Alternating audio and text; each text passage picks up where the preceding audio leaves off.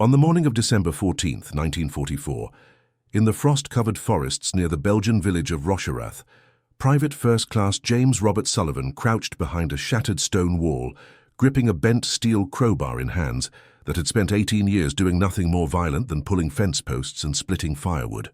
The massive German heavy tank sat less than 30 meters away, its engine rumbling like distant thunder, exhaust vapor rising into the grey winter air. James had no anti-tank weapons, no grenades, no support. What he did have was the desperate ingenuity of a Mississippi farm boy who had learned that when machinery broke down, you fixed it with whatever tools you had, and when something needed to stop working, you found its weakness and exploited it without hesitation. The young soldier believed, in that crystalline moment of clarity, that he was about to meet his end in a Belgian forest, thousands of kilometers from the cotton fields, where he had learned to coax life from reluctant soil. He could not have known that within the next 17 minutes he would accomplish something that would be whispered about in tank training schools for decades, that would challenge every assumption about asymmetric conflict, and that would prove conclusively that courage and creativity could trump tons of armor plate and sophisticated German engineering. Before we dive into this story, make sure to subscribe to the channel and tell me in the comments where you are watching from. It really helps support the channel. This is the account of how one teenager with nothing but determination and a stolen tool turned the mythology of invincible armor into a cautionary tale about underestimating those who fight, not with what they have, but with what they can imagine. James Robert Sullivan had been born on March 23, 1926, in a sharecropper's cabin outside Greenwood, Mississippi, the fourth of 7 children in a family that measured wealth in acres worked rather than acres owned. His father, Moses Sullivan, was a man of 42 years who had never learned to read but could calculate crop yields and seasonal weather patterns with uncanny accuracy. His mother, Ruth, had educated herself by candlelight and insisted that all her children learn their letters, even when the White-run school system provided black students with textbooks so worn that the pages fell out when you turned them. James grew up in a world of red clay and green cotton, where the cycle of planting and harvest governed every aspect of existence, and where a young black man's future seemed as predetermined as the seasons themselves. The Sullivan family worked land owned by Mr. Harold Beckwith, a portly man of 58, who drove a Packard automobile and wore suits even in summer heat that made sensible people strip down to undershirts. Beckwith's grandfather had owned the Sullivans' great-grandparents, a fact that Beckwith mentioned with disturbing frequency, as though the abolition of slavery had been merely a temporary inconvenience in an otherwise orderly arrangement. James learned early that there were 2 types of problems in life, those you could fix with hard work and those that existed beyond the reach of any individual effort. Mechanical problems fell into the first category. A broken plow could be mended, a snapped harness could be stitched and reinforced, a bulky tractor engine could be coaxed back to life with patience and understanding. The color of your skin, however, fell firmly into the second category, an immutable fact that shaped every interaction with the white world. By age 12, James had developed a reputation throughout the county as someone who could fix anything mechanical. When Beckwith's expensive John Deere tractor refused to start one crucial morning in April 1938, it was James, not the white mechanic from town, who diagnosed a fouled fuel line and had the machine running within an hour. When the cotton gin separator jammed during the height of harvest season, James crawled into the machinery with a wrench and a can of lubricant, emerging 3 hours later covered in grease but with the problem solved. He possessed an intuitive understanding of how systems worked, how power transferred from one component to another, how the failure of a single small part could cascade into complete mechanical collapse. This gift would serve him well in ways he could not possibly imagine as he lay on his back beneath farm equipment, his hands learning the language of gears and bearings and drive shafts. The war in Europe seemed distant and abstract to most people in Greenwood in the early years of the conflict. Pearl Harbor changed that with brutal immediacy on December 7, 1941, and suddenly the entire nation was mobilizing for a conflict that would demand everything from everyone. James was 15 when the Japanese attack occurred, too young to enlist. but old enough to understand that this war would reach even into rural Mississippi and rearrange the lives of people who had never ventured beyond county lines. He listened to President Roosevelt's speeches on Beckwith's radio, the one luxury the landowner allowed the Sullivan family to enjoy on Sunday evenings, and he heard about a conflict that would require unprecedented production of weapons, vehicles, and equipment. Factories across the nation were retooling to produce tanks and aircraft instead of automobiles and refrigerators. The machinery of war was becoming America's primary industry. When James turned 18 in March 1944, he received his draft notice within 2 weeks. The United States Army needed men, and it needed them urgently. The massive build-up for the invasion of Europe was consuming resources and personnel at a rate that made the Civil War mobilization look modest by comparison. Moses Sullivan had mixed feelings about his son's conscription. On one hand, the Army paid regular wages, something that sharecropping rarely provided in the form of actual currency. On the other hand, the Army was sending those wages to men who faced the very real possibility of never coming home to spend them. Ruth Sullivan cried the night James received his notice, tears she tried to hide because she believed that mothers should send their sons off to war with strength, not sorrow. James reported to the induction center in Jackson on April 15, 1944, along with 37 other young men from surrounding counties. The processing was efficient and impersonal. He stripped naked with the others, was examined by doctors who seemed to be checking livestock rather than humans, and was pronounced fit for military service. The oath of enlistment took less than 3 minutes to administer. The transformation from civilian to soldier was supposed to happen with that oath, but James noticed immediately that certain things remained unchanged. The black recruits were processed in a separate line from the white recruits. The barracks assignments were segregated. The mess hall had unofficial but rigidly enforced seating arrangements. The uniform might be the same color, but the Army of 1944 was still very much an army divided by race. Basic training took place at Fort McClellan in Alabama, a sprawling complex where tens of thousands of men learned to march in formation, fire rifles, throw grenades, and subsume their individual identities into the collective organism of military units. James adapted quickly to the physical demands. Years of farm work had given him strength and endurance that many urban recruits lacked. He could march 20 kilometers with a full pack without breaking stride. He could dig a foxhole in hard soil in half the allotted time. He qualified as expert with the M1 Garand rifle on his first attempt at the range. What challenged him more was the psychological adjustment to being treated as interchangeable and expendable, a single component in a vast machine that would continue functioning regardless of whether any individual part survived or failed. The Army assigned James to the 761st Tank Battalion, an all-black unit that would operate under white officers, as was standard practice in the segregated military of that era. The battalion was equipped with M4 Sherman medium tanks, reliable machines that were nevertheless badly outmatched by the heavier German armor they would face in Europe. Each Sherman weighed approximately 30 tons and mounted a 75mm main gun. They were fast, mechanically dependable, and produced in overwhelming numbers. American factories were turning out Shermans at a rate of over 2,000 per month by mid-1944, an industrial achievement that reflected the nation's commitment to winning through sheer material superiority. James was assigned as an assistant driver and mechanic, roles that utilized his pre-war experience with machinery.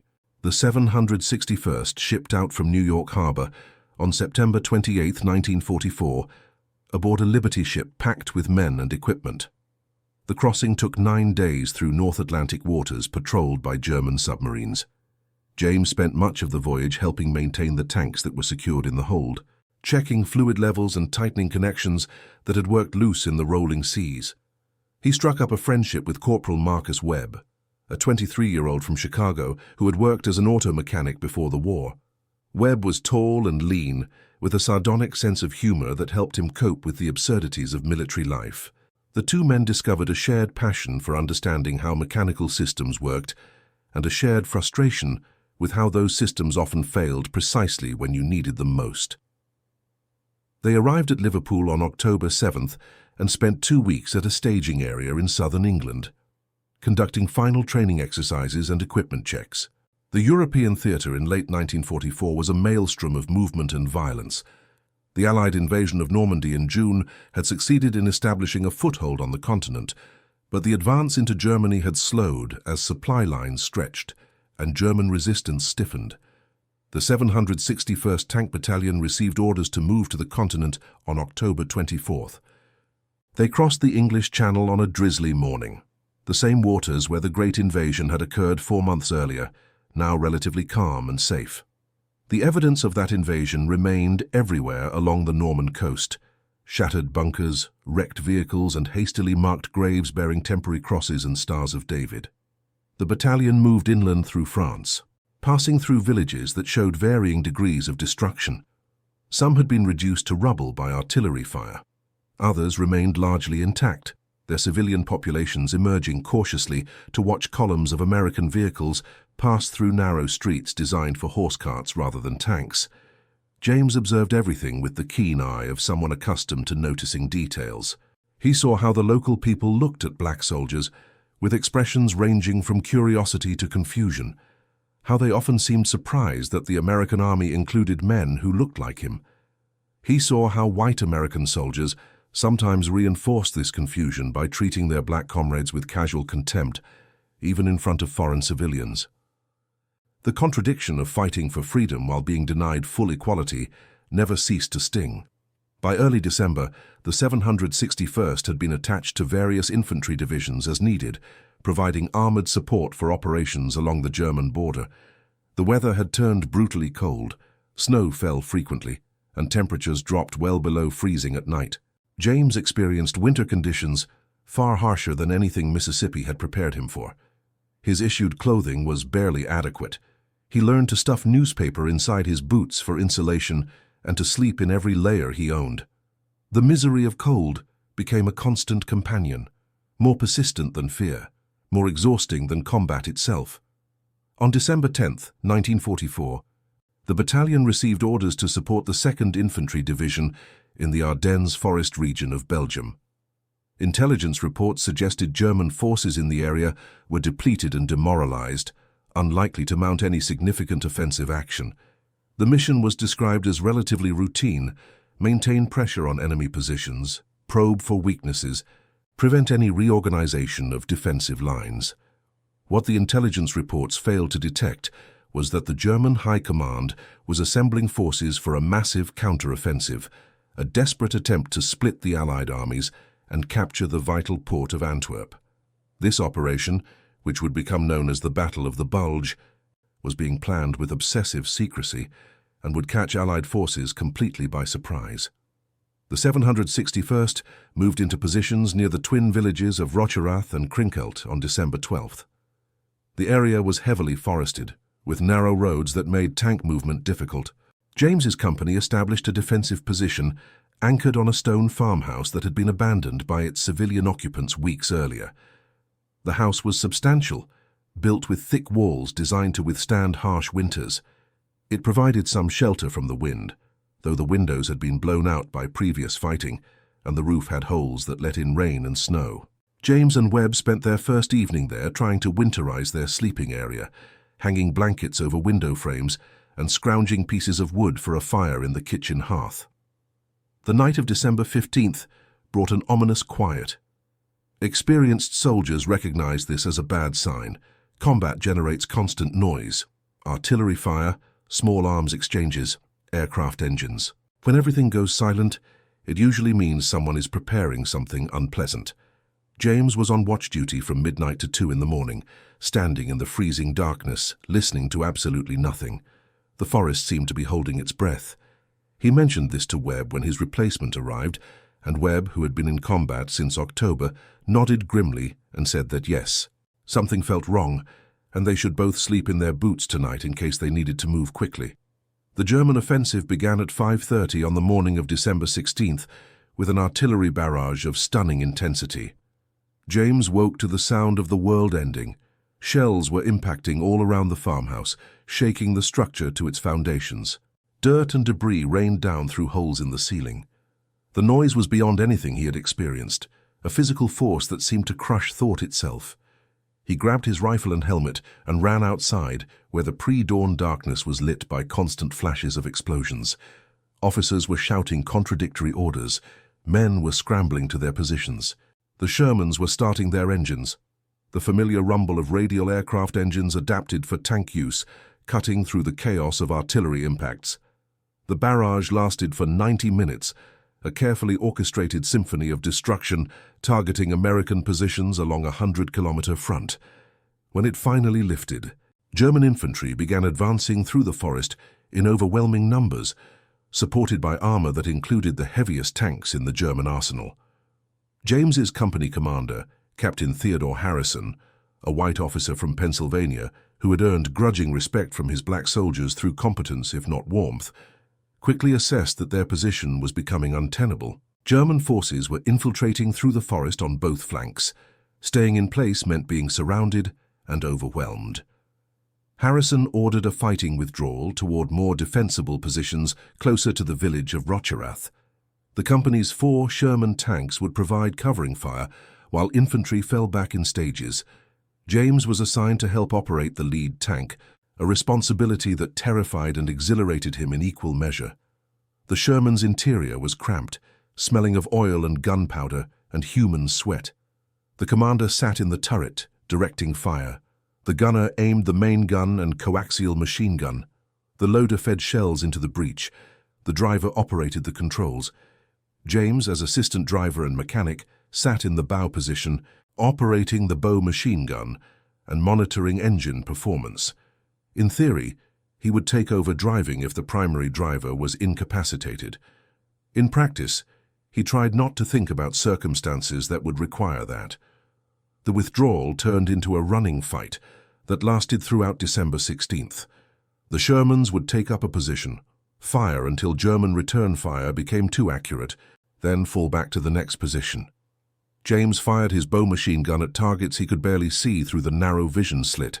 German soldiers moving through trees, muzzle flashes from enemy positions, shadows that might or might not be hostile. The noise inside the tank was overwhelming. The main gun's recoil shook the entire vehicle. Spent shell casings clanged against the metal floor. The engine roared and the transmission whined. Radio traffic crackled with urgent messages. Through it all, James tried to function, tried to remember his training, tried to be useful rather than paralyzed by fear. By nightfall on December 16th, the company had established a new defensive line on the eastern edge of Rocherath. They had lost 1 Sherman to a direct hit from a German anti-tank gun, a weapon far more powerful than anything American tanks carried. The crew had escaped, but the tank was a burning wreck. Casualties among the infantry had been heavy. Captain Harrison estimated they were at perhaps 60% of their original strength. Intelligence reports, such as they were in the chaos of the offensive, suggested German forces were advancing on a broad front, with the goal of reaching the Meuse River and beyond. The scale of the attack was becoming clear. This was not a local counterattack, but a strategic offensive involving multiple German armies and hundreds of thousands of men. December 17th brought more of the same. Fierce fighting, gradual withdrawal, mounting casualties. James existed in a state of exhausted alertness, functioning on adrenaline and the ingrained discipline of military training. He saw men die in ways both sudden and slow. He saw courage and cowardice in equal measure. He discovered that fear became less sharp with repetition, not because you were less afraid, but because you learned to function despite it, to wall off the part of your mind that wanted to scream and run, and let the trained part continue operating. This psychological compartmentalization was probably unhealthy in the long term, but in the short term, it kept you alive and functional. On the morning of December 18th, the company was positioned in and around a cluster of damaged buildings on the village edge. Their orders were to hold as long as possible to allow other units to establish defensive positions further west. Captain Harrison had received reports that German heavy armor was operating in the area, including Tiger tanks, the most formidable armored vehicles in the German inventory. The Tiger mounted an 88mm main gun that could destroy a Sherman from ranges where the Sherman's 75mm gun could barely scratch the Tiger's frontal armor. Each Tiger weighed 56 tons, carried armor up to 100mm thick in front, and represented the pinnacle of German tank design. American tank crews had learned to fear Tigers with an intensity that sometimes bordered on hysteria. James had never seen a Tiger tank except in training photographs and intelligence briefings. The briefings emphasized that Shermans should never engage Tigers frontally if it could be avoided. The preferred tactic was to use the Sherman's superior mobility to flank the heavier vehicle and attack from the side or rear where armor was thinner. If forced into a frontal engagement, crews were advised to target tracks or optics, to disable rather than destroy, and to call for air support or dedicated tank destroyers. The casualty statistics for Sherman versus Tiger encounters made grim reading. On average, it took 5 Shermans to reliably defeat 1 Tiger, and 3 of those 5 Shermans would typically be destroyed in the process. The morning of December 18th was overcast and bitterly cold. James was outside his tank, performing maintenance checks that had become routine. He was examining the right track, looking for damaged links or excessive wear, when he heard the distinctive sound of a heavy, tracked vehicle approaching from the east. The sound was different from a Sherman's engine, deeper, more powerful, with a particular quality that experienced soldiers learned to recognize. Someone shouted a warning. James looked up and saw, emerging from the tree line approximately 400 meters away, a massive gray-green tank that could only be a Tiger. The Tiger advanced slowly, its long gun barrel sweeping from side to side as the commander searched for targets. Even at this distance, James could see the vehicle's immense size and understand immediately why American tankers feared them. The Tiger looked less like a tank and more like a mobile fortress, its angular armor plates giving it a brutal industrial appearance. The company's Shermans began traversing their turrets toward this new threat, but everyone present understood the mathematics of the engagement they were about to enter. The Tiger could destroy them from its current position. The Shermans would need to close to within 200 meters to have any realistic chance of penetrating the Tiger's armor, and closing that distance under fire was likely to be suicidal. Captain Harrison made the decision that training and doctrine required. He ordered the Shermans to engage from current positions, while infantry attempted to flank with anti-tank weapons. The plan was optimistic at best. The first Sherman fired, and James watched the tracer round-streak toward the Tiger and impact its frontal armor with a bright flash that left no visible damage. The Tiger's turret rotated with mechanical precision toward the source of fire. James knew what would happen next. He had perhaps 5 seconds to act or to die, and he made a choice that would seem insane in retrospect, but in that moment felt like the only option available. He ran, not away from the Tiger, which would have been sensible, but toward it, carrying only his rifle and the steel crowbar that had been rattling around in the Sherman's storage bin for weeks, a tool requisitioned from a supply depot for general mechanical repairs. James's thinking, to the extent that he was thinking rather than acting on pure instinct, was that the Tiger would be focused on the Shermans, that the tank commander would be looking at the larger threats, that an individual infantryman might go unnoticed in the chaos of the engagement. This reasoning was partly correct. The Tiger fired, and the Sherman that had engaged it first exploded in a ball of flame as the 88mm shell penetrated its thinner side armor and detonated the ammunition stored inside. The Tiger's commander was already selecting his next target. James ran in a diagonal line that took him toward a pile of rubble 40 meters from the Tiger. He could hear the tank's engine roaring, could smell the distinctive odor of diesel exhaust, could feel the ground vibrating under the vehicle's weight. He reached the rubble and threw himself behind it, his heart hammering so hard that he thought it might burst. He still was not certain what he intended to do. Every fiber of common sense screamed that he should stay behind cover and wait for the engagement to end or for death to find him. But he looked at the Tiger, at this machine that seemed invincible, and he thought about machinery generally, about how every mechanical system has weaknesses, about how the most sophisticated equipment can be defeated if you understand how it works. The Tiger fired again, and another Sherman died. James could hear screaming from inside the destroyed vehicle, could see crew members trying to escape through hatches, their uniforms on fire. The Tiger's machine guns opened up, cutting down the fleeing tankers with methodical efficiency. This casual slaughter of helpless men triggered something in James, some combination of rage and calculation that overrode his fear. He studied the Tiger's external features with the same attention he had given to broken tractors and malfunctioning cotton gins. He noted the vision slits, the engine deck, the places where armor plates joined, the track assemblies, the vulnerable points that every tank possessed regardless of how thick its armor might be. The Tiger began moving forward, its commander apparently satisfied that the immediate threat from the Shermans had been eliminated. This movement brought the vehicle closer to James's position. He watched it approach with a strange sense of calm, calculating distances and angles, planning his approach.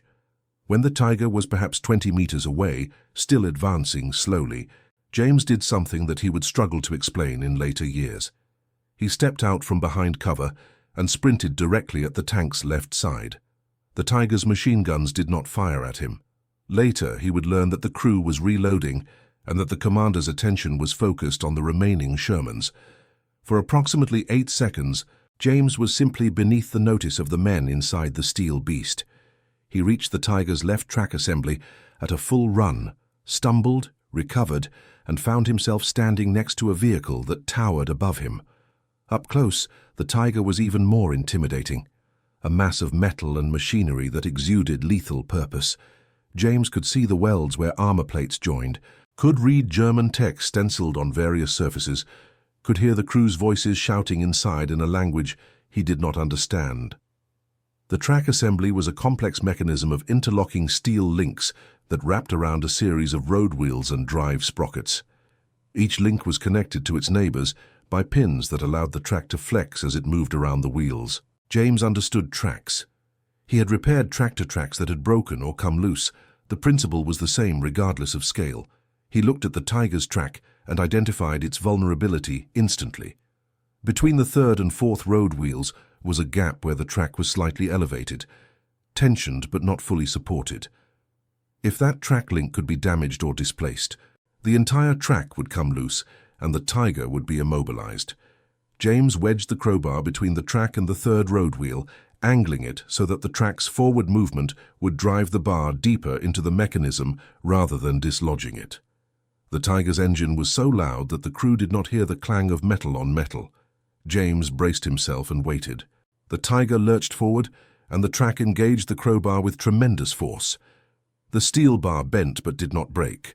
The track link deformed, and the pin connecting it to the next link sheared under stress it was never designed to handle. The link separated, and 49 subsequent links began to unravel like a zipper opening. The Tiger's driver felt the track come loose immediately, felt the vehicle lose traction on the left side and begin to pivot. He applied opposing controls, trying to compensate, but a tank with one track functional and one track disabled cannot be steered. The Tiger slewed to the left, its long gun barrel swinging toward James's position. James ran again, this time genuinely fleeing. As the vehicle ground to a halt, with its disabled track lying in loose coils beside the road wheels. Inside the Tiger, the crew reacted with the discipline of professional soldiers. The commander, Hauptmann Klaus Richter, a 31-year-old veteran of campaigns in Russia and France, immediately assessed that they had thrown a track, a mechanical failure that rendered the vehicle immobile but not helpless. The gun and the machine guns still functioned. The crew could defend the tank from attack. The recovery vehicle could be called forward to make repairs. This was an inconvenience, not a disaster. Richter ordered his gunner to engage remaining targets while the driver attempted to determine the cause of the track failure. The driver, Feldwebel Hans Müller, a stocky man of 27 who had trained as a machinist before the conflict, opened his hatch and looked out at the damaged track. What he saw made no sense initially. The track had not simply come loose due to normal wear or combat damage. There was a steel bar, bent and wedged into the mechanism in a way that could only have been deliberate. Someone had sabotaged their track. Someone had approached their tank, inserted this tool, and disabled them through crude but effective means. Müller shouted this information to Richter, who found it equally difficult to believe. Tigers did not get disabled by hand tools. Tigers got disabled by aircraft rockets or specialized anti-tank guns or massive artillery fire, not by individual infantry with improvised weapons. James, meanwhile, had made it back to the American lines, his breath coming in ragged gasps, his hands shaking from adrenaline. Marcus Webb grabbed him and pulled him into cover, shouting questions that James could barely hear over the ringing in his ears. What had he done? Why had he run at the tiger? Was he trying to get himself killed? James could not explain. He pointed at the disabled tiger and managed to gasp out that he had broken its track, that it was not going anywhere, that maybe they could capture it or at least prevent it from killing anyone else. Webb looked at the tiger, looked at James and shook his head in disbelief. Captain Harrison, who had observed the entire sequence of events through binoculars, approached the two men with an expression that combined anger, relief and complete confusion. He demanded an explanation. James, still struggling to catch his breath, explained that he had used a crowbar to damage the track, that it was the same principle as fixing a broken chain on a tractor, except in reverse. You find the weak point, you apply leverage, you let the machine's own power work against itself. Harrison stared at James for a long moment, then started laughing, a slightly hysterical sound that suggested he was processing stress in whatever way his mind could manage.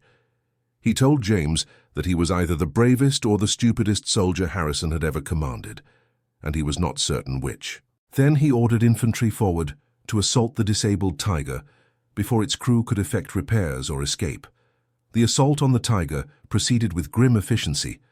American infantry, supported by the remaining Shermans, surrounded the disabled vehicle and engaged it with everything available. The tiger's crew fought back with machine gun fire and the main gun, traversing the turret to engage targets all around them. But a stationary tank is a vulnerable tank, regardless of how thick its armor might be. The Americans concentrated fire on vision slits and hatches, making it impossible for the crew to see or to exit. They threw smoke grenades to obscure the tiger's view. Eventually, after 15 minutes of sustained assault, Hauptmann Richter made the decision to surrender, rather than die pointlessly defending a vehicle that could neither move nor be recovered. The 4 surviving crew members emerged from the tiger with their hands raised, expressions of bewilderment and anger on their faces. They were young men, James noticed, not much older than himself. Mueller, the driver, kept looking at the damaged track, at the bent crowbar still wedged in the mechanism, shaking his head in what seemed like professional disbelief that such crude means had defeated such sophisticated machinery. An American officer who spoke German interrogated the prisoners briefly. According to his translation, Muller had said that in all his months of operating Tiger tanks, he had never seen one disabled in such a manner, that it seemed almost disrespectful to the vehicle's engineering excellence. The captured Tiger became something of a sensation over the following days. As word spread through American units about how it had been disabled, the story took on legendary qualities. A young black soldier had run at a Tiger tank with nothing but a crowbar and had crippled it through mechanical sabotage. The story seemed so improbable that many who heard it assumed it was exaggerated or fabricated entirely. But the evidence was undeniable.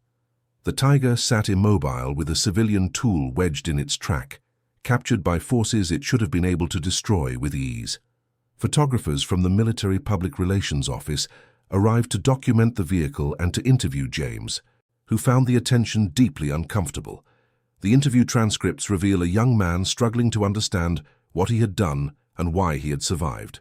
When asked why he had attacked the Tiger, James responded that he saw men dying and thought he might be able to help, that he understood machinery and knew that tanks had weak points just like tractors did, that he had acted on instinct rather than following any conscious plan. When asked if he was afraid, James acknowledged that yes, he had been terrified, but fear had not seemed relevant in the moment. There was a problem. He had a potential solution. He attempted that solution, and it worked. The fact that the solution involved running at a vehicle that could have killed him in a fraction of a second was just the context in which the problem existed. The 761st Tank Battalion continued fighting throughout the Battle of the Bulge, which raged until late January 1945. James survived the entire battle, though the statistical odds had been against such survival. The battalion lost more than half its tanks and took casualties that approached 60% among personnel.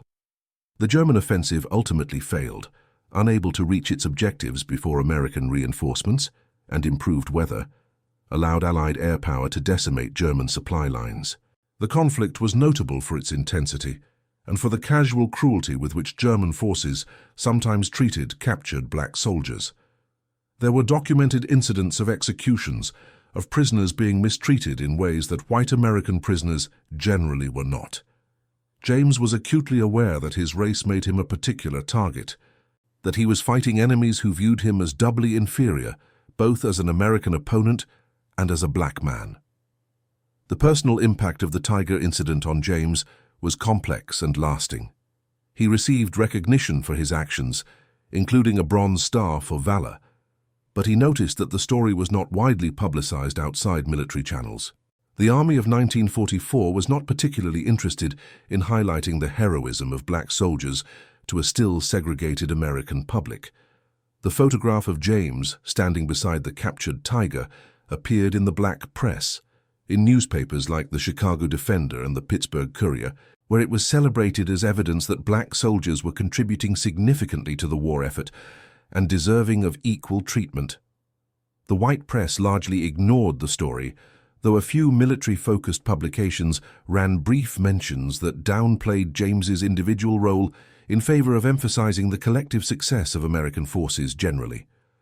James found himself thinking often about the German crew he had helped capture, about Muller's expression of professional dismay at being defeated by such basic means. The encounter had humanized the enemy in ways that training had tried to prevent. These were not ideological monsters, but skilled technicians operating sophisticated machinery, men who took pride in their equipment and their expertise. They had been prepared for conventional combat, for engagements that followed established doctrine, not for asymmetric attacks by individual soldiers with improvised weapons. This realization troubled James because it suggested that much of warfare was about expectations, about assuming your enemy would fight in certain ways and being vulnerable when they did not. The war in Europe ended on May 8, 1945, with Germany's unconditional surrender. The 761st Tank Battalion was stationed in southern Germany when the surrender was announced. James experienced the victory with a mixture of relief and emptiness. 6 million men and women of the American armed forces had participated in the European theater. Over 400,000 had died in the process. The destruction across the continent was incomprehensible in scale. Entire cities reduced to rubble, populations displaced or dead, an entire civilization nearly consumed by ideology and violence. The victory was absolute, but the cost had been staggering. James returned to the United States in July 1945, processed through a demobilization center in New Jersey, and found himself on a bus heading south toward Mississippi within a week of setting foot on American soil. He wore his uniform with its Bronze Star and expert marksman badges, physical evidence of service and sacrifice. At a bus station in Virginia, he was told by a white ticket agent that he needed to move to the colored waiting area, that his uniform did not exempt him from local laws about segregation. James complied, as he had learned to do, but the contrast between fighting for freedom in Europe and being denied basic dignity at home struck him with renewed force. Greenwood, Mississippi, had not changed in his absence. The same red clay, the same cotton fields, the same structures of power and subordination that had existed before the war. Moses and Ruth Sullivan welcomed their son home with tears and prayers of gratitude. His siblings, those who had survived childhood diseases and accidents, gathered to hear stories about Europe and combat and what the war had been like. James found it difficult to talk about these experiences. How could you explain to people who had never left Mississippi what it felt like to be inside a tank under fire? How could you describe the specific terror of watching a Tiger tank advancing toward your position? How could you convey the strange combination of calculation and desperation that led you to attack that tank with nothing but a crowbar? He returned to farm work, though the rhythms of planting and harvest felt different now. Mr. Beckwith had died during the war, and his son Charles had taken over the property. Charles Beckwith was 26, had avoided military service through a medical deferment related to asthma, and maintained his father's attitudes about racial hierarchy, despite having no personal experience of the world beyond the county. James worked the land with a competence sharpened by experience and maturity, but he found the work less satisfying than he remembered. The problems of farming seemed smaller now, less urgent.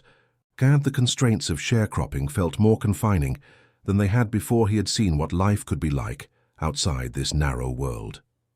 In September 1945, James attended a regional meeting of black veterans organized by the NAACP. The meeting took place in a church in Jackson, and it brought together men who had served in all branches of the military, men who had seen combat in Europe and the Pacific, men who had experienced a measure of equality and respect while in uniform, and who were now being told to accept second-class citizenship at home. The speakers talked about using military service as a platform for demanding civil rights, about how the contradiction between fighting for democracy abroad while being denied it at home could not stand indefinitely. James listened and recognized in the speeches his own growing conviction that change was both necessary and possible, though how that change would be achieved remained unclear. The story of the Tiger Tank incident followed James in ways both helpful and frustrating. Other veterans who heard about it treated him with respect bordering on awe. Men who had fought in Italy or the Pacific wanted to hear the details, wanted to understand how such a feat had been possible. James developed a practiced version of the story, emphasizing the mechanical aspects, explaining how he had identified the weak point in the track assembly, downplaying his fear and the luck involved in not being shot. The story became almost therapeutic, a way of processing the experience by converting it into narrative, by giving structure and meaning to what had been chaotic and terrifying. In 1946, James married Loretta Hayes, a woman 3 years younger who had grown up on a neighboring farm and who possessed a fierce intelligence and a refusal to accept limitations that others tried to impose. Loretta had completed high school despite the obstacles placed before black students, and she had ambitions of becoming a teacher. She saw in James a kindred spirit, someone who had seen beyond the boundaries of Mississippi and who might want to build a life that was not defined by cotton and subservience. They married in April and began planning a future that would take them away from Greenwood. The couple moved to Detroit in 1947, part of the Great Migration of black Americans from the rural South to the industrial North. Detroit was booming with post-war production, factories converting from war materials back to civilian goods, automobile plants hiring workers at wages that seemed astronomical to people accustomed to sharecropping income. James found work at a Chrysler plant, operating machinery on the assembly line. The work was repetitive and loud and exhausting, but it paid regular wages and did not require him to defer to white overseers in quite the same way that farming in Mississippi had. Loretta found work as a teacher's aide in the Detroit public schools while completing her own education at night. Life in Detroit was both liberating and challenging, and the overt segregation of the South was replaced by more subtle but still pervasive forms of discrimination. Housing was segregated through restrictive covenants and informal agreements. Schools were segregated through districting patterns. Job opportunities were limited by union policies and employer preferences. James and Loretta lived in a crowded apartment in a black neighborhood, saved money carefully, and tried to build the kind of stable middle-class life that the war had promised to those who served. They had their first child, a daughter named Ruth after James's mother, in 1948.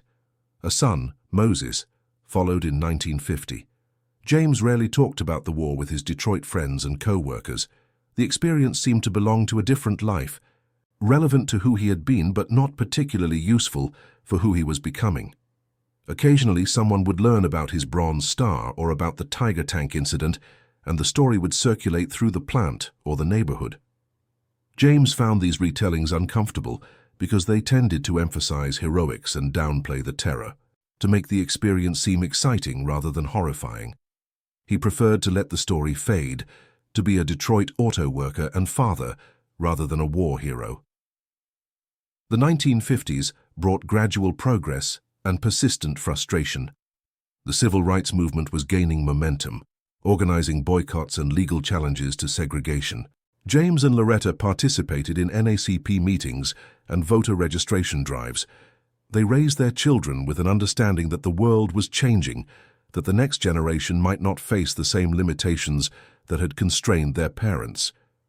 James taught his son basic mechanical skills, passing on the knowledge that had served him so well. He explained that understanding how things worked gave you power, that whether you were fixing a car or changing a society, you needed to identify the weak points and apply pressure precisely where it would have the most effect. Marcus Webb, James's friend from the 761st Tank Battalion, had also moved north after the war, settling in Cleveland, where he opened a small auto repair shop. The two men stayed in touch through letters and occasional visits. Webb had prospered in civilian life, building a business that served both black and white customers and earning a reputation for honest work and fair prices. In a letter from 1956, Webb reflected on how their shared wartime experience had prepared them for civilian challenges, how learning to function under extreme stress made ordinary problems seem manageable, how understanding that you could defeat seemingly invincible obstacles gave you confidence to attempt difficult things. The Tiger tank itself had an interesting post-war fate. The vehicle James had disabled near Rocherath was recovered by American forces and shipped back to the United States for study. Engineers at the Aberdeen Proving Ground in Maryland examined it thoroughly, documenting its design features and testing its capabilities. The tank eventually ended up in the collection of the Patton Museum at Fort Knox, Kentucky, where it was displayed as an example of German armor design. The museum's placard mentioned that the vehicle had been captured during the Battle of the Bulge, but did not include details about how it had been disabled. The Crowbar, which should have been preserved as a historically significant artifact, was apparently discarded or lost, just another piece of anonymous scrap metal. In 1961, a military historian named Dr. Robert Crawford began researching the role of black tank battalions in World War II. His work was motivated by a growing recognition that the contributions of black service members had been systematically underreported and undervalued in official histories. Crawford came across references to the Tiger tank incident in various after-action reports and unit histories, but the accounts were frustratingly vague about details. He eventually tracked down James through veterans organizations and requested an interview. James, now 35 years old and a shift supervisor at the Chrysler plant, agreed to meet with Crawford at his Detroit home. The interview, which was recorded on tape and later transcribed, provides the most detailed first-person account of the incident. Crawford asked James to walk through the event, step by step, to explain his thinking at each stage, to describe the physical sensations and emotional state. James complied, though he expressed uncertainty about why the event was considered historically significant. Thousands of men had done brave things during the war. Thousands had died performing actions far more heroic than jamming a crowbar into a tank track. Why did this particular incident merit special attention? Crawford explained that the incident was significant precisely because it challenged conventional understanding of how armored warfare worked. The Tiger tank represented the peak of German military technology, a vehicle that had achieved almost mythological status among Allied soldiers. The idea that such a vehicle could be defeated by an individual soldier using a simple tool undermined the mythology of invincibility, demonstrated that superior technology could be neutralized by ingenuity and courage, and provided a powerful metaphor for how seemingly overwhelming challenges could be overcome through unconventional thinking. The fact that the soldier in question was an 18-year-old black farm boy from Mississippi added additional layers of significance related to race, class, and assumptions about who got to be heroic. James listened to this analysis with visible discomfort. He insisted that he had not been thinking about metaphors or challenging assumptions. He had seen a problem and attempted a solution using knowledge and tools available to him. The racial dimension, while undeniably present in how others interpreted the event, had not been part of his calculation in the moment. He was a soldier trying to help his unit survive, not a symbolic figure challenging societal structures. Crawford acknowledged this perspective, but suggested that historical significance often accrues to events regardless of participants' intentions, that individual actions can resonate in ways their authors never intended or imagined. The interview concluded with Crawford asking James what he wanted people to understand about the incident. James thought for a long moment before responding that he wanted people to understand that courage was not the absence of fear, but the decision to act despite fear, that intelligence and training mattered as much as bravery, that mechanical knowledge was a form of power, and that underestimating people based on their age or race or background was a mistake that could have serious consequences. He also wanted people to understand that war was not glorious or exciting, but rather a series of problems that needed solving under terrible conditions, and that the real heroism was not in individual dramatic moments, but in the daily decision to keep functioning, to keep trying, to keep caring about outcomes when giving up would be so much easier.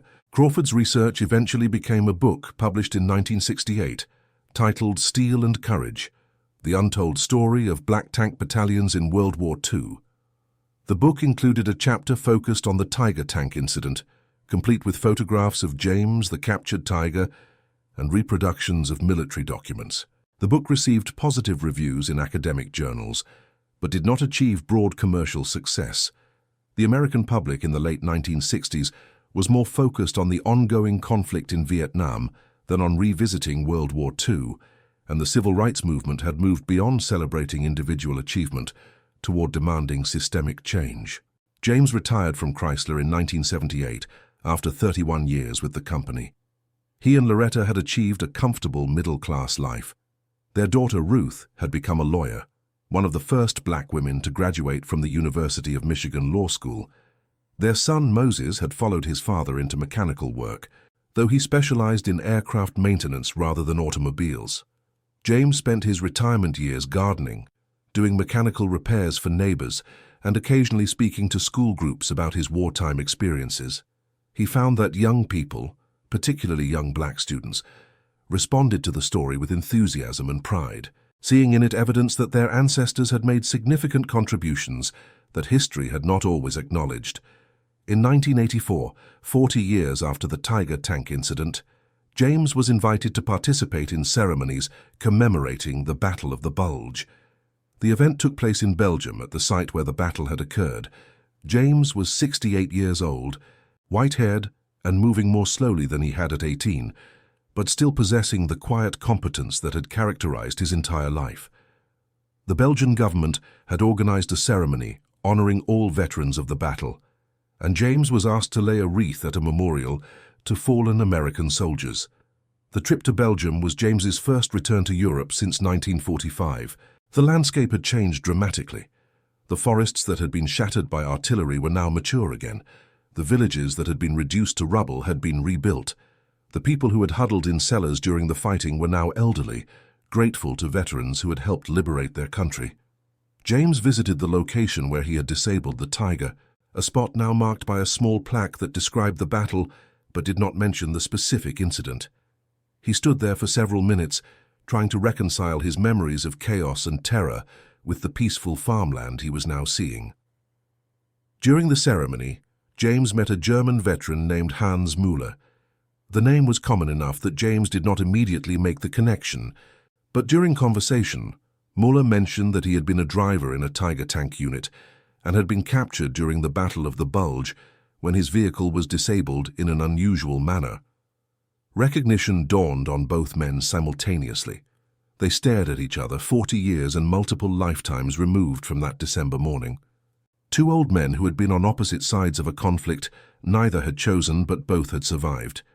They talked for over an hour, with a Belgian translator assisting when language became a barrier. Müller explained that he had spent the rest of the war in a prisoner camp in the United States, had been repatriated to Germany in 1946, and had rebuilt his life as a machinist in Stuttgart. He had married, raised a family, and tried to come to terms with his role in a regime that had perpetrated horrific crimes. The tank incident, he said, had bothered him for years, not because he had been captured, but because it had challenged his professional understanding of how armored warfare worked. He had analyzed the method obsessively, had explained it to other engineers and mechanics, and had eventually come to appreciate the ingenuity involved, even while regretting the outcome. James asked Müller if he was angry about what had happened, about being defeated by such simple means. Müller shook his head and said that war made everyone do things that seemed impossible or absurd, that he held no grudge against a soldier who had been trying to survive just as Müller had been trying to survive.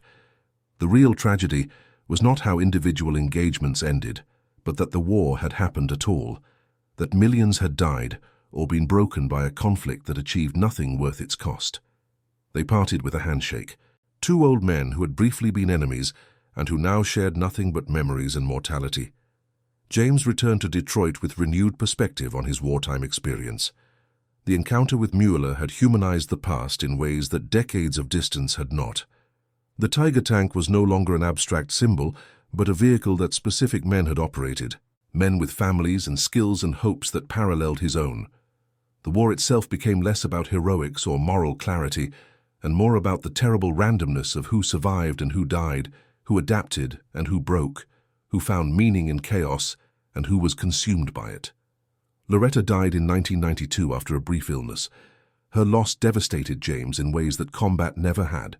They had been married for 46 years, had built a life together that transcended the limitations both had been born into. James struggled with widowerhood, found the house too empty and the days too long. His children urged him to move in with one of them, but he preferred to maintain his independence as long as physically possible. He continued his mechanical hobbies, fixing lawnmowers and small engines for neighbors, finding in the work a meditation that quieted grief. The 50th anniversary of the end of World War II in 1995 brought renewed attention to veterans' stories. James was interviewed by local television stations and asked to participate in school presentations. He found himself, at age 79, being treated as a living repository of history, one of the dwindling number of people who could provide first-person accounts of events that were receding into textbooks and documentaries. He tried to be accurate and honest in these presentations, to convey both the specific details and the broader context, to help younger people understand that history was not abstract, but consisted of individual choices made by ordinary people in extraordinary circumstances. In 2001, the National World War II Museum in New Orleans contacted James about donating his medals and personal papers to their collection. He agreed, though he wondered what value these artifacts would have for future generations. The Bronze Star seemed like a piece of metal attached to cloth, significant only because someone had decided it represented valor. The after-action reports and photographs were fragments of evidence documenting events that probably would have happened similarly, regardless of his participation. But he understood that museums needed physical objects to anchor narratives, that visitors wanted to see tangible proof that stories were real. James Robert Sullivan died on February 16, 2006, 2 months before his 80th birthday. The cause was complications from pneumonia, a common end for elderly patients. His obituary in the Detroit Free Press was brief, mentioning his Bronze Star and his work at Chrysler, but omitting details about the Tiger tank incident that most people who knew him casually had never heard about. His children organized a memorial service that drew over 200 people, including veterans from various conflicts, co-workers from the plant, neighbors and friends, and several historians who had interviewed him over the years about his wartime experiences. Dr. Robert Crawford, now retired but still active in historical research, attended the service and delivered a eulogy that placed James's life in broader historical context. Crawford spoke about how the contributions of black service members in World War II had paved the way for civil rights advances, how the contradiction between fighting for freedom while being denied it had created moral pressure that eventually forced change, how individual acts of courage demonstrated capacities that racist ideology denied. He spoke specifically about the Tiger tank incident as an example of how ingenuity and determination could overcome seemingly insurmountable obstacles, a lesson relevant not just to military history but to social progress generally. The story of James Robert Sullivan and the Tiger tank continues to circulate in various forms. Military historians cite it as an example of asymmetric tactics in armored warfare. Civil rights scholars reference it as evidence of black military competence during an era of segregation. Engineering educators use it to illustrate principles of mechanical vulnerability and system failure. The incident has been featured in documentary films, academic papers, museum exhibits, and countless retellings that vary in accuracy and emphasis. Some versions exaggerate James's role, turning him into a superhuman figure who single-handedly defeated multiple tanks. Other versions downplay the incident as minor or apocryphal, unworthy of the attention it has received. The actual crowbar, the tool that made the incident possible, was never recovered or preserved. It exists now only in descriptions and recreations, a mundane object elevated to historical significance by context and consequence. Museum curators have occasionally displayed period-appropriate crowbars as stand-ins, labeled with explanatory text that tells visitors about how such a simple tool could disable a sophisticated weapon system. The disconnect between the object's simplicity and its historical impact creates a pedagogical opportunity. There's a way of illustrating that technological superiority can be undermined by creative opposition, that assumptions about invulnerability are often just assumptions. The lessons drawn from the incident vary depending on who is drawing them. Military strategists focus on tactical implications about protecting armored vehicles from close-range infantry attack. Social historians emphasize racial dynamics and the overlooked contributions of black soldiers. Mechanical engineers analyze the specific vulnerability James exploited.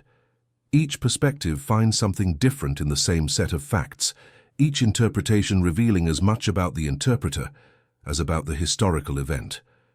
Perhaps the most important lesson, the one James himself seemed to understand, is that history is made by ordinary people, confronting extraordinary circumstances with whatever resources they possess. James was not a natural warrior or a tactical genius.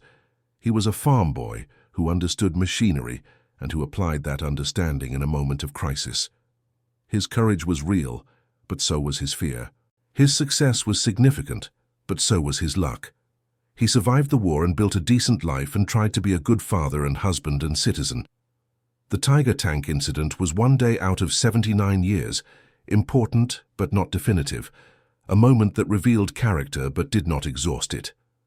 The broader significance of James Robert Sullivan's story lies in what it suggests about human potential and social justice.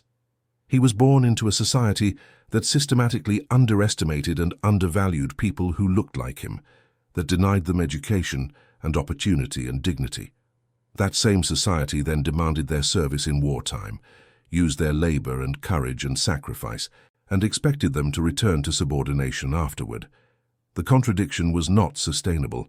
James and thousands like him demonstrated capacities that racist ideology claimed they did not possess, created pressure for change that eventually became irresistible, helped transform American society in ways both dramatic and subtle. The Tiger tank, symbol of German military prowess, was defeated by many things during World War II. Superior Allied production capacity, strategic bombing of industrial facilities, fuel shortages that left vehicles immobilized, tactical innovations that neutralized armor advantages, and occasionally, very occasionally, by an 18-year-old soldier with a crowbar who understood that every machine has a weak point and who was willing to risk everything to exploit that weakness.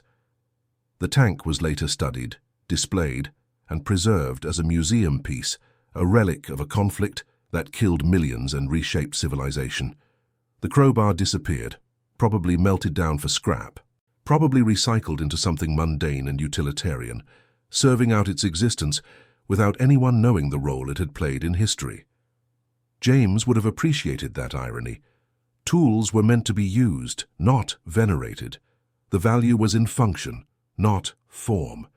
A crowbar that sat in a museum was useless. A crowbar that fixed machinery or built structures or disabled enemy vehicles was fulfilling its purpose.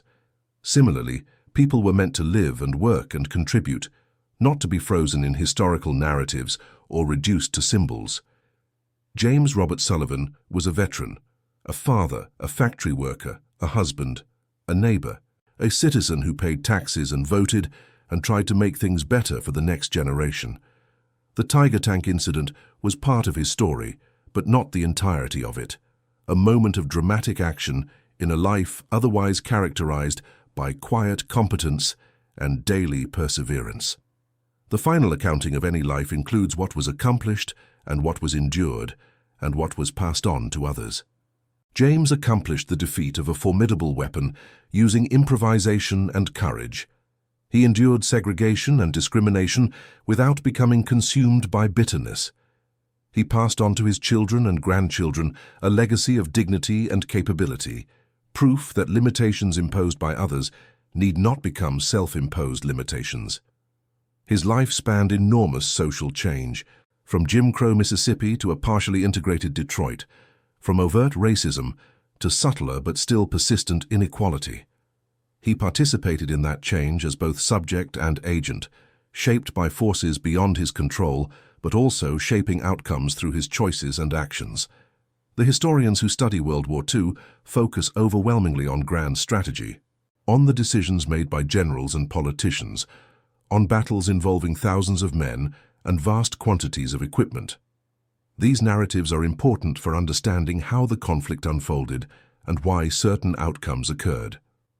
But they often miss the texture of individual experience, the specific moments when ordinary people made choices that seemed small but had outsized consequences. James Robert Sullivan's decision to run at a Tiger tank with a crowbar was exactly such a moment. It did not change the course of the war. It probably did not save lives beyond the immediate tactical situation. But it demonstrated something essential about human agency and capability, about how courage and intelligence could overcome material disadvantage, about how those society underestimated could achieve things society never expected. Modern military training now includes instruction on protecting armored vehicles from close-range attacks. Tanks operate with infantry support, specifically to prevent enemy soldiers from approaching on foot. Tracks are designed with better protection against sabotage. Crews are trained to maintain situational awareness and to watch for infantry threats. These improvements reflect lessons learned from incidents like the one James participated in, knowledge purchased through experience and preserved through institutional memory. Every tank commander who checks for infantry before advancing, every crew that coordinates with supporting troops, every engineer who designs track protection systems is in some small way responding to what happened in a Belgian forest in December 1944. The National Museum of African American History and Culture in Washington includes exhibits about black military service throughout American history. World War II features prominently, with displays about the Tuskegee Airmen, the Red Ball Express, tank battalions, and countless individual service members whose contributions helped win the conflict and advance civil rights. James Robert Sullivan's story appears in one of these displays, a photograph of him at age 18 in uniform, text describing the Tiger tank incident, and a replica crowbar to represent the tool he used. Museum visitors pause at this exhibit, read the description, look at the photograph of a young man who was barely more than a child when he did something remarkable.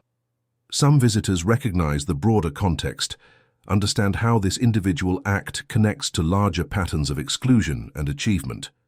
Others simply see an impressive story of courage under fire. Both reactions are valid. And that concludes our story. If you made it this far, please share your thoughts in the comments. What part of this historical account surprised you most? Do not forget to subscribe for more untold stories from World War II, and check out the video on screen for another incredible tale from history. Until next time.